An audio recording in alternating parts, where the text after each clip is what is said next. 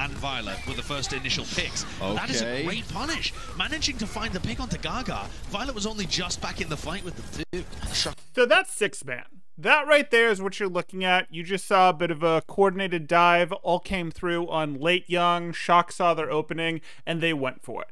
Now, why would I be talking about 6-man today? The reason that we're talking about 6-man is we have learned, or it's been leaked, that at least before the nerf to Sojourn that has happened on the alpha, the Overwatch League pros, or at least a couple of the teams, were playing a variant of this composition. Specifically, they were playing with Reaper, Zarya, Sojourn, who I'm going to use a soldier to indicate because I don't have a Sojourn tool yet, Lucio, and Moira. So this is what they were playing. It's very similar to 6-man, which would have used Winston D.Va as its tank line, but then would have used some combination of Reaper, Tracer, and Sombra for the DPS line. So Reaper's making a reappearance, Lucio and Moira are making a reappearance. This tells us that at least this team has put a lot of emphasis, that it's been seen doing it, on keeping their backline alive. They've gone with the slippery backline.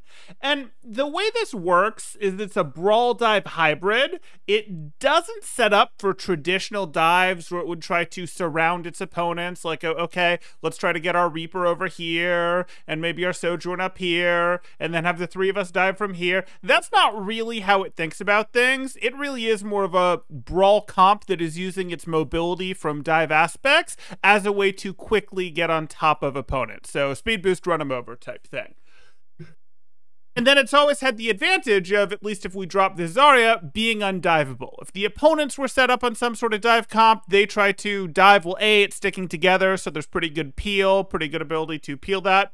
Dive would like to find an isolated target, but B, if they do find an isolated target like the Moira, she's not a Zen, she's not an Ana. Even if you try to overwhelm her from 3 different directions, she can fade and rejoin the group. She doesn't really have that vulnerability until she has used fade. Same thing with Reaper and Wraith, and Lucio can of course slip away. Winston would be able to jump out. We don't have that anymore.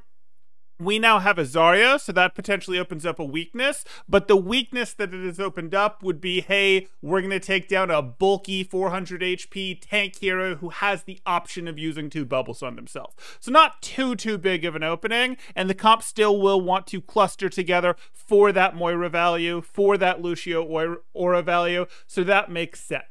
It's generally played in such a way where it goes, hey, we're undivable, we can quickly get on top of poke comps to tear them apart. If the dive comps have a vulnerable person, like this Zen, for example, or even like this Sigma, even if they're taking good angles, we can hide, we can use terrain, use cover to minimize the damage that we're taking until we're ready.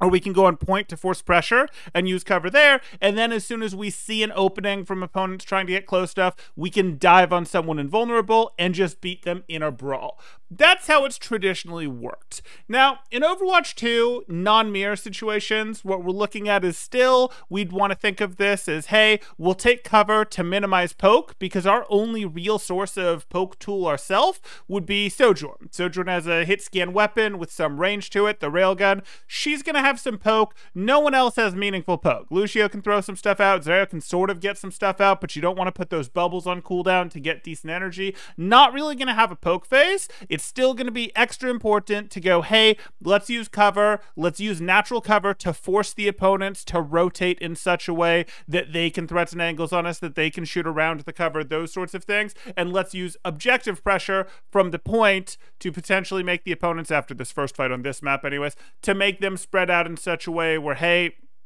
they want to go like this to get angles, and now you've given us someone we can run over in this Sigma, being this Sigma in this example. So that's how it would usually play. That's still mostly what I'd expect in Overwatch 2 here. Turtle your objectives, make the opponents come in and dive on them, or if your opponents just allow you to dive on them, just walk at them, immediately dive on them, minimize the poke phase there. And what you're looking at for this dive is some pretty good tools. Your Reaper can TP in, your Sojourn can do her power slide to go in and then pop up and shoot some shots, and there's not going to be a Winston bubble like there historically would have been in the mirror for her to go for some of those nice headshots, for her to throw down a slow that would slow the mirror or slow whoever you're trying to pounce on. Lucio, of course, has that speed amp that they can pop. Moira has the ability to fade in. I don't think she'll fade in this situation because the Zarya can't go faster. When this was a Winston D.Va, she might fade in to join them. As a Zarya, I don't think she will. Maybe if we find Zarya getting swapped out for D.Va, she'll fade in, but I think you'll just find this group speed boosting itself in, and I expect that the bubbles that come from this Zarya are mostly going to get assigned to this Reaper.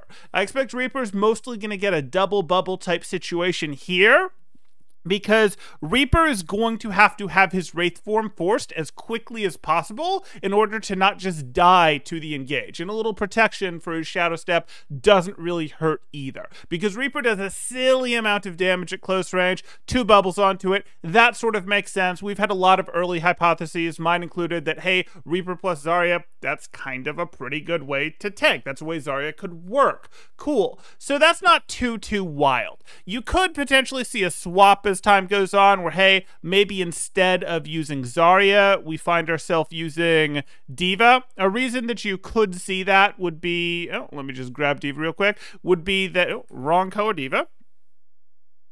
Would be that D.Va can accomplish some of the same things as Zarya. Obviously, when Zarya does this bubble, if the opponents feel they have to focus Reaper, and they do, they're going to give Zarya lots of energy, and then as Zarya's running in, catching up, this is pretty good. You wouldn't want Reaper in very far before, you wouldn't want Sojourn in very far before. You'd mostly like this to be one dive, mostly from one direction. Maybe Sojourn with a little bit of an off angle, but you can't really support that.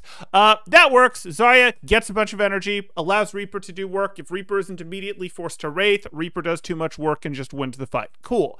You could maybe swap over for the D.Va. That lets you go in a little bit faster to potentially keep up a little bit better with the slightly better mobility that the rest of the comp has, and it's still going to do a very similar thing, especially in the mirror of going, hey, your DM still enables your Reaper to fight, and then you're also in a situation where you can probably be DMing their Reaper at the same time, so disabling theirs. It can be used a little bit more in chunks as opposed to just the 2 pieces that is Zarya's bubbles there. But she would do less damage, and, you know, there's not a Winston on the board like there was in the classic comp. So maybe the Zarya stays in.